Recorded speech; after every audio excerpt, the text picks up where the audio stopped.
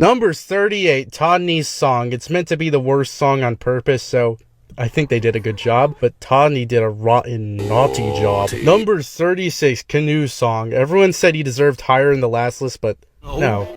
No, he didn't. Song sucks. He sucks. I might have to intervene. Number 34, the sports song. Now, I may be contradicting myself from the last list since he was last, and all you hear is basically the song, but don't worry, he still pisses me off. I just like play card. Number 31, Mayor Pigface's song, the worst wakey wakey song. We can all agree. I hope. I really do. The mayor has some good lines in there, but I don't know. Not very good, is it? Bite my lips. Can you stop singing? Every time something a little gory happens, the people in the audience gasp like this is the Seinfeld finale. It's like watching a reaction video.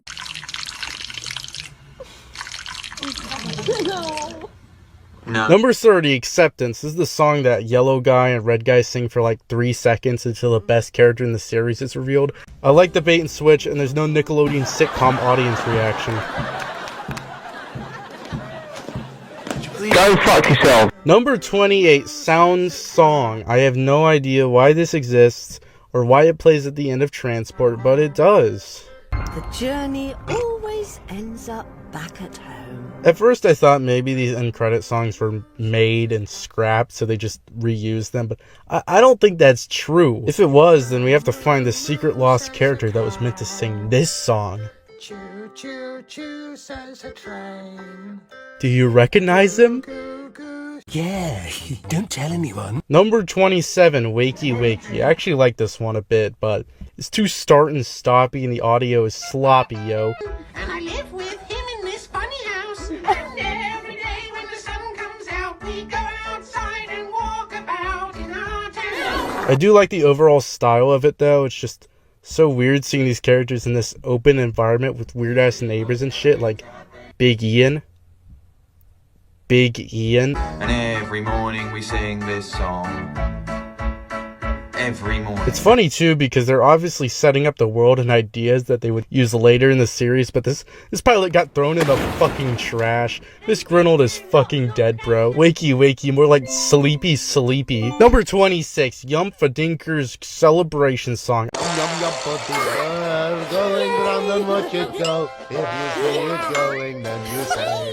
I don't care that you can't hear shit from it. It goes hard. Actual banger. Number 25, When You Meet a Businessman. At first, it's just an instrumental that Duck made on the computer, but the whole thing is actually in the credits. Every lyric is actually talking about each teacher from all the episodes, except for the actual episode this is from. For some reason. Come on, When You Meet a Kevin Eldon Man was right there. Also, Duck never shakes any of these characters' hands. He does get inside of one, though. What the fuck? This is what that tax machine wanted. Wait, if computer day is only once a year, then how did Duck make it himself on the computer? Could have something to do with the day being reset over and over again. But that's the Matthew Patthew and you talking boy. Get that evil out of here. Number 23, Space Alcohol. I'm actually surprised the Time Child isn't the next sexy Tumblr man yet. That's all I have to say about that. They probably won't, but some of the one-off joke teachers are so good that I hope when they're low on ideas they can expand their lesson, give them an actual episode. A peer pressure episode with the Time Child would go so hard. I don't know where I'm getting this imagery from, but I really want the Time Child sitting on top of a Ferris wheel. That's not a weird thing to want. It goes hard. Number 21, Worm in Your Brain. This one is a classic, and it's immediately followed by the fight scene, so it has that going for it. Feisty little thing. Also, the imaginary shy older brother's design is reused from this Wakey Wakey puppet, so it's cool that they got to reuse it, but to be fair, I wanted live action Yumpfadinker. When you feel sad, when your mind makes you think that everything's... Number 20, Security Song. Okay, I'm actually sorry for sleeping on Mean Steve's song. Okay, whatever. I guess he isn't Mean Steve, but now that it's gone, I realize how much I like the name making no fucking sense. This song has great animation, and I feel kind of bad for the animation team that worked on this, only for the public version to be filmed on a Game Boy camera. But they got paid, it's fine. And some of the lines are so good in this song. I already quoted "hide it in a box and cover it in locks" quote in real life to my lawyer. The city key doesn't need auto-tune. Well, if I brought you a precious gem, you wouldn't just leave it lying round. Well, you'd put it in a box and cover it with locks and bury it deep under the ground. This whole part, things like this. Sleeping on the roof. No. I'm sorry, Wakey Wakey. You've made me proud. Now I want to save you from rotting down. Number 19, we're going forward. I really like this one, but it's kind of forgettable. It might also be the shortest break between songs because right before this was the Time Child song. It's like a fucking speed run. The song is just very charming with all the cuts and poses. And I kind of like how the car isn't completely still between cuts because puppets are hard, bro. This 10 seconds was probably 3 hours or more. I like how Roy really isn't a puppet, just a sack of fucking potatoes that gets thrown out the window. I like whatever Duck is doing. You and me line goes hard. They have to get to know each other because they somehow don't by now. And wait, isn't Red Guy supposed to be driving now? Nobody's driving, guys. Careful. Now careful! Number 17, Foul Bitch Dick. I like the experience of realizing they aren't spelling family. The chorus is actually pretty good. You know, if it wasn't being sung by them. The family picture book is a cool visual thing, and of course, Landline. This small part was used by Game Theory as proof for his Yellow Guy is David theory. Episode 3, Family, Yellow Guy is even given a special locket with the letter D engraved on it. Over and over again, Yellow Guy and the letter D are connected. D for David. Huh. You know, that actually makes a lot of sense. The only thing that would disprove this theory is it was some kind of other word that D was referring to, and if it was presented on screen right next to the necklace.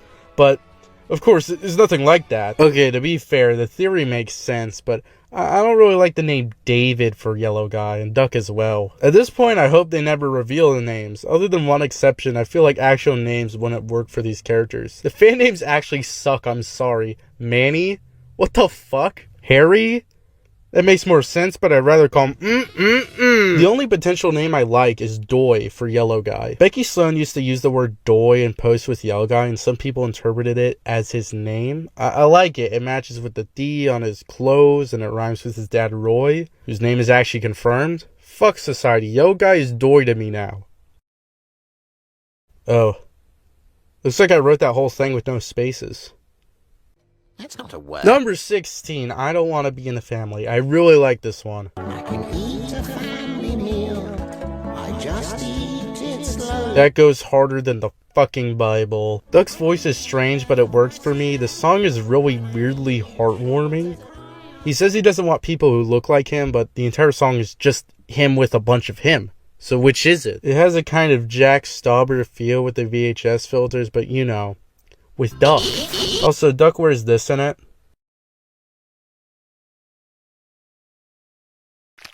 Number 15. Wait, that's not me. Number 12. There's 3 of us. This opening may not be the best song in the show, but best TV show opening? Oh, it's winning the award. I like how it perfectly captures the show while also saying nothing at all. It's like the song is based on the first Google result for Don't Hug Me, I'm Scared. 3 felt creatures, you figure out what they get up to. The line... It's weird. It sounds like a podcast advertisement. One that I want to watch. Well, it's none of your business, is it? Each episode has a different gag when it goes to them on the table. Just like The Simpsons, Baby Marge, a Homer. Dude, I wonder who's in the room. Marge! Number 9, Memories. I'm just going to play the chorus. I love this part. Memories help me remember him, the things he did. Memories is just raw, man. I like how it's mostly Yellow Guy's song. The jokes work well in it. I like how it falls apart and Yellow Guy just keeps on ending verses with outside.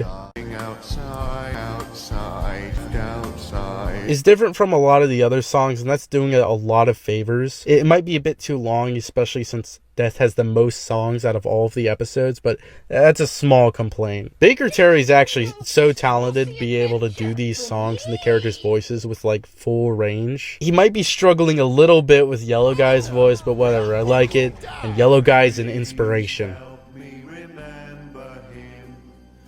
It's been 3 minutes since I dunked on game theory. He wasn't called David. So what would make me say that Yellow Guy is David? Well, take a look at what's stitched into Yellow Guy's overalls. On the front pocket, there's the large letter D, and at the foot of Yellow Guy's bed, the letter D again. Actually, Matthew, this new bedroom set is based on the original from 6, which had Yellow Guy's bed in the middle, with each letter representing the color, except Ducks, who was D for duck. In this scene, Yellow Guy is on Duck's bed, which is why he's screaming at him in the memory. Hey, here's a better theory. Darwinism! Now pay the fuck attention! Number 7, Special Day. Damn, I'm tripping over bangers over here. This line has been stuck in my head for like a long time. This one too, Red Guy just says margarine in such a heavenly way. Look at him. Been the same since 2011 because he is without flaw. Apparently for this shot with the meat grinder, there's gonna be way more gore everywhere, but they went against it. I don't know if it was a censor thing or like a creative decision, but honestly, I don't think it's that big of a deal. Some people might think it is, but to me, it's not. You know, when I think of it, laying out treats. Number 5, Jobs. Briefcase. I like you. I like you a lot. First song of the series, and I don't care. This part. You can be anything you want to do, it's totally up to you. Even if you don't know what to do, I can help you. Show Masterpiece, actual peak. The rest is kind of mid, but in a good way. But hey, this first part is so catchy, bro. It got the song this high. It's right next to the London Bridge for Best British Song. The wiki counts the first part, the end of the episode part, and the unemployed Brendan part as one whole song, which is what I'm doing too. So if you want to know where Brendan was, don't worry. He's not in number 1, but he's in good hands. I kind of admire all the different jobs they want, like digital currency and the fishes in a big net and Red Guy. Man, what a great song. Right next to La La La, The Queen is Dead for Best British Song. Number 3, Boundaries and Rocks Lesson. I really don't know what else to say that I haven't already said. The Boundaries teacher has a robotic voice, but in a very smooth way. And I've been kind of sleeping on the rock teacher who goes hard with some lyrics. Again, I hope these actually get revisited, maybe not these specific characters, but a whole episode where 2 teachers teach 2 different lessons at the same time would be so cool. I feel like the big boy rooms would have to come back since they're such a big part of Leslie's house model. They take up like half of it. That would be a weird thing to do, just throw it away. Well, I don't know if I want the big boys back, but I do want 2 characters from that scene.